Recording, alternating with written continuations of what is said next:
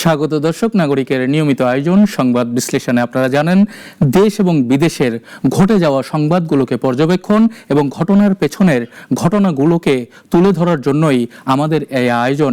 আর আজকের এই আয়োজনে আমাদের সঙ্গে যুক্ত হয়েছেন নাগরিকের সিনিয়র বার্তা সম্পাদক সাখাওয়াত হোসেন। সাখাওয়াত ভাই, আপনাকে বিশ্লেষণে স্বাগত।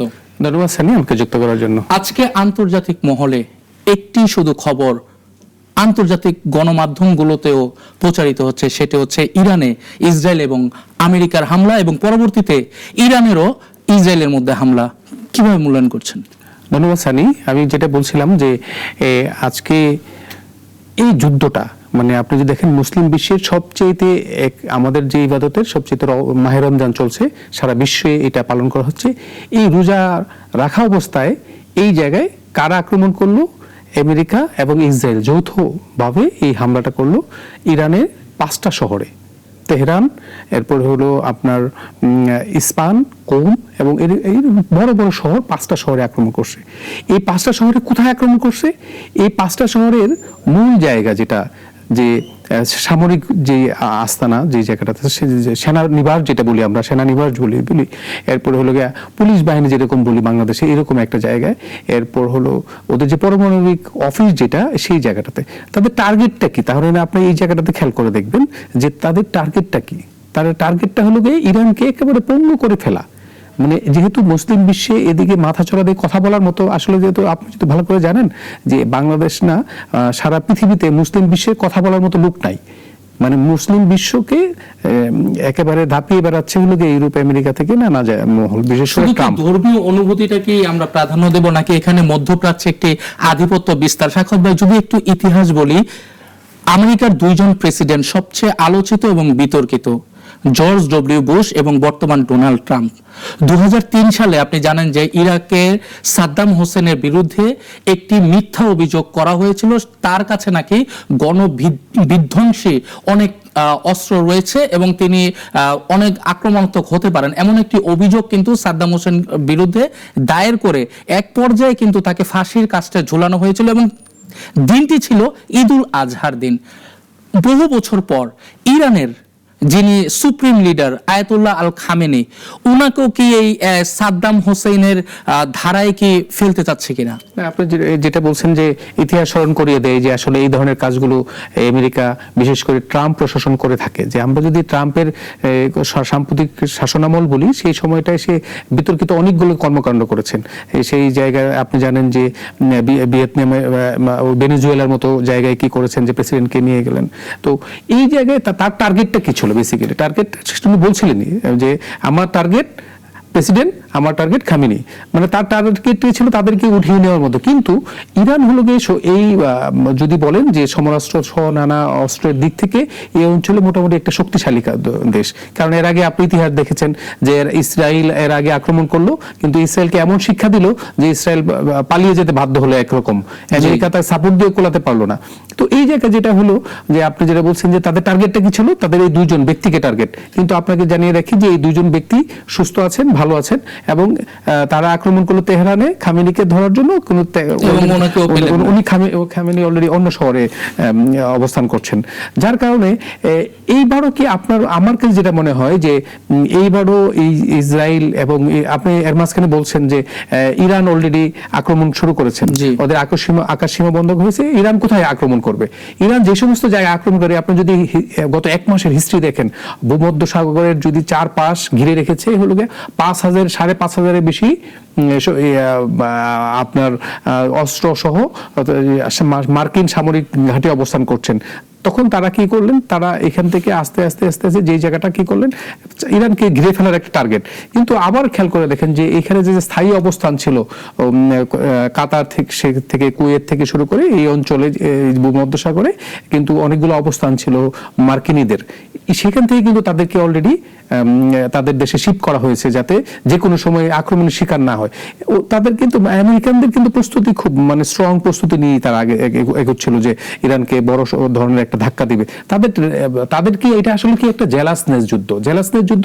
ইরানের কেন অস্ত্র থাকবে, মুসলমানদের হাতে কেন এবং অস্ত্র থাকবে? অভিযোগ দিচ্ছে যে তাদের পারমাণবিক তারা অস্ত্র তৈরি করছে এবং এই পারমাণবিক অস্ত্র তৈরির যে সকল উপকরণ সেগুলো ইরান সমৃদ্ধ করছে। এই যে ইরানের যুদ্ধ, যুক্তরাষ্ট্র ইসরায়েলের আধিপত্য বিস্তার, অন্যদিকে ট্রাম্প শান্তিতে তিনি নোবেল প্রাইজ পেতে পারেন এমন ভাবে সারা দুনিয়াকে উনি উপস্থাপিত করছেন, এভাবে অশান্তি তৈরি করে না, সেটা হলো যে শান্তিতে নোবেল প্রাইজ আর এটার সাথে খুবই সাংঘর্ষিক একটা ইস্যু। ওনাকে আসলে শান্তিতে যদি নোবেলটা পুরস্কারটা দেওয়া হতো তাহলে মনে হয় এই যুদ্ধ খেলাটা বন্ধ হতো। আসলে সে নোবেল কমিটি মনে হয় এই জায়গায় ভুল করেছে যে তাকে একটু একটা পুরস্কার দিয়ে, একটা বাচ্চা পোলাপান যখন খেলতে থাকে তখন আমরা কি করি, মুখে খাবার তুলে দিই কিংবা তো তাকে একটা গিফট দিয়ে দিই, সাথে সে কিন্তু শান্ত হয়ে যায়। এই ট্রাম্প হলো তার অবস্থানটা এই যে এরকমই। তাকে যদি একটা খেলনা তুলে দেওয়া হয়তো নোবেল প্রাইজের মতো তাহলে পরে মনে হয় সে এই জায়গায় থামতো। কিন্তু সে, আপনি খেয়াল করে দেখবেন যে সে বলছেন যে প্রায় যখন শান্তিতে গতবার তাকে নমিনেটেড করা হলো না তখন বলল যে আমি তো যে এতগুলো 10টা যুদ্ধ থামালাম, আমার কোনো ফলই নাই, তাহলে আমার দরকার কি, আর সে যুদ্ধ করাই ভালো। এই যে সে আবার ওই যুদ্ধ নামছে, তার যুদ্ধটা একটা খেলার মতো, তার কাছে কিন্তু যুদ্ধটা যুদ্ধ না, একটা খেলার মতো। এবং তার টার্গেটটা কি, গ্রেট আমেরিকা দেখানো, যে আমেরিকা ছাড়া পৃথিবীতে আর কারো ক্ষমতা নাই, আমেরিকায় সবার বাপ মাস, আমেরিকা ছাড়া পৃথিবীতে আর কারো চলার ক্ষমতা নাই, আমেরিকা সবচেয়ে বেশি অস্ত্র আছে। তাদের টার্গেটটা কি, তাদের টার্গেট তো মূলত কি, বিজনেস করা, তাদের টার্গেটটা কি অস্ত্র বিক্রি করা। এই অঞ্চলটা যেমন বলছিলেন বিজনেসের কথা, ইরানের সবচেয়ে বড় একটি শক্তি কিন্তু হরমুজ প্রণালী। আপনি জানেন যে তেল, এলএনজি যে সারা বিশ্বের 20% আসে এই হরমুজ প্রণালী হয়ে। যদি ইরান এটি বন্ধ করে দেয় তাহলে কিন্তু শুধু আমেরিকা না, সারা বিশ্বই কিন্তু ক্ষতিগ্রস্ত হবে। হ্যাঁ, এটা শুধু সবচেয়ে বড় ক্ষতিগ্রস্ত ইউরোপ। আপনি যেটা বলছেন যে হরমুজ প্রণালী যদি বন্ধ হয়ে যায়, তার মানে তাদের যে এই শিপগুলো রয়েছে এগুলো খরচ বেড়ে যাবে কয়েক হাজার, মানে কয়েকশো গুণ বেশি। ওই হরমুজ প্রণালী বন্ধ হলে অর্থনীতিতে বড় ধরনের প্রভাব পড়বে।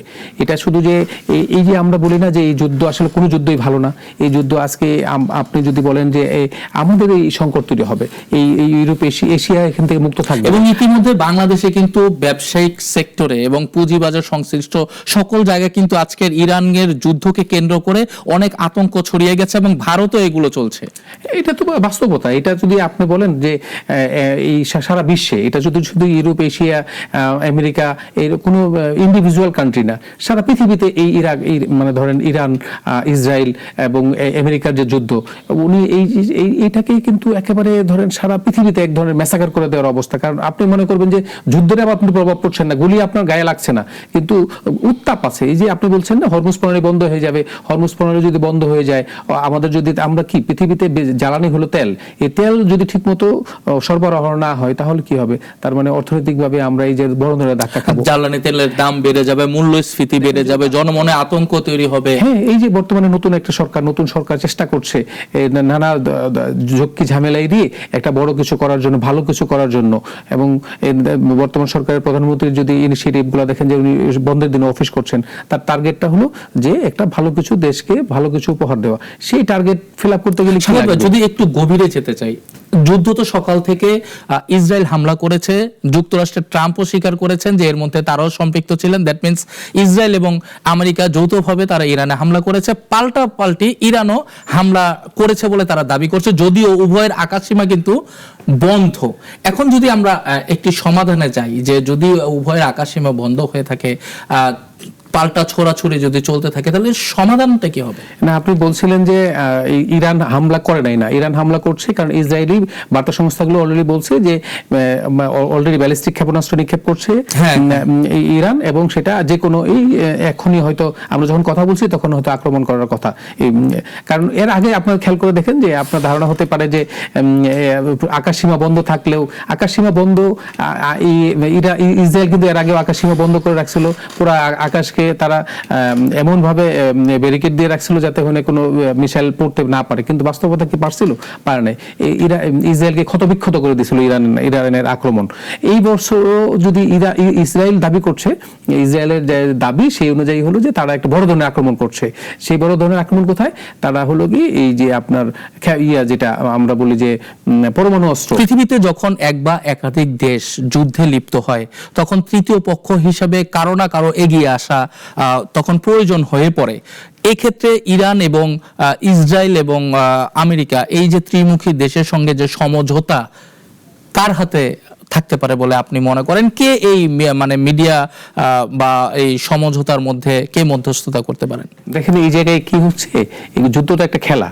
যুদ্ধটা একটা খেলা কিরকম, আপনি জানেন যে সাম্প্রতিক কিছুদিন আগে 2025-এ ইরানের সাথে ইসরায়েলের একটা যুদ্ধ হয়েছে।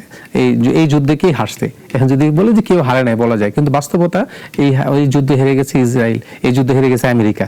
এখন তারা যে হারা যে মনোভাবটা, ওইটাকে তারা জিততেই হবে এরকম একটা মনোভাব থেকেই তারা কিন্তু এই আক্রমণটা করছে। এই দীর্ঘদিন ধরে তারা শক করছেন, নানা ধরনের ট্রেকিং করছেন, নানাভাবে চেষ্টা করছেন যে কিভাবে ইরানে একটা হামলা করা যায় এবং ওদের পরমাণু অস্ত্রকে ধ্বংস করে দেওয়া যায়।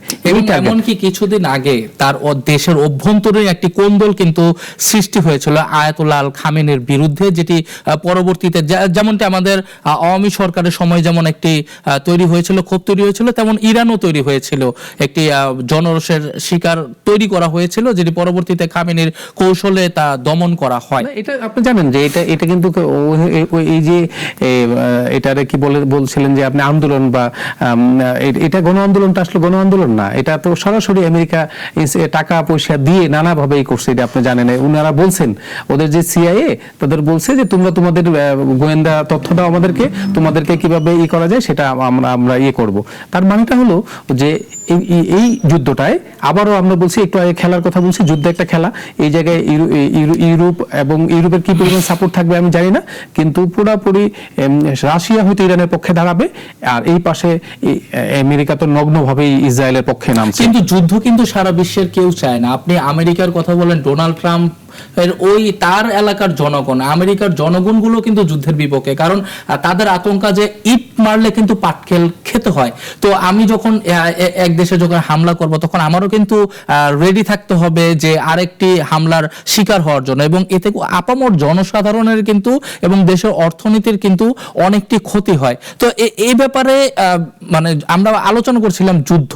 না, আপনি যেটা বলছেন এর মধ্যে একটু যুক্ত করে দিই। ট্রাম্প অলরেডি এর মধ্যে অলরেডি বলেছেন যে হ্যাঁ, যে এই যুদ্ধে আমাদের দেশের মানুষের ক্ষতি হতে পারে। কিভাবে ক্ষতি পারে? তাদের দেশের মানুষরাই তো যুদ্ধ করতে আসছেন এই উপসাগরীয় অঞ্চলে, তাদের তো সৈন্যরা 5,500 সৈন্য আছেন। আপনি জানেন যে সবচেয়ে বড় যুদ্ধ জাহাজ নিয়ে তারা আসছেন এইবার যুদ্ধ করতে। তার মানে হলো গিয়ে তাদের সৈন্য যদি মারা যায়, তাদের দেশ মারা যাচ্ছে। আপনি বলছেন আমাদের এখন প্রয়োজন একটি শান্তির প্রস্তাব নিয়ে কারো না কারো মধ্যস্থতা করার। স্বাগত ভাই, আমাদের বিশ্লেষণের সময় আমাদের একেবারে শেষ হয়ে গেছে। দর্শক, ধন্যবাদ আপনাকে। স্বাগত ভাই, ধন্যবাদ আপনাকে। দর্শক, ইরানে যুদ্ধ নিয়ে আমরা আলোচনা করছিলাম, যুদ্ধ বিশ্লেষণ করছিলাম, এবং সমাধানও করার জন্য কোনো না কোনো দেশের প্রধানকে এগিয়ে আসতে হবে মধ্যস্থতা করার জন্য, এবং সেটি কে হবে সেটি সময় বলে দেবে। বিশ্লেষণে আজকে এ পর্যন্তই। আপনাদেরকে পাশে থাকার জন্য অনেক ধন্যবাদ।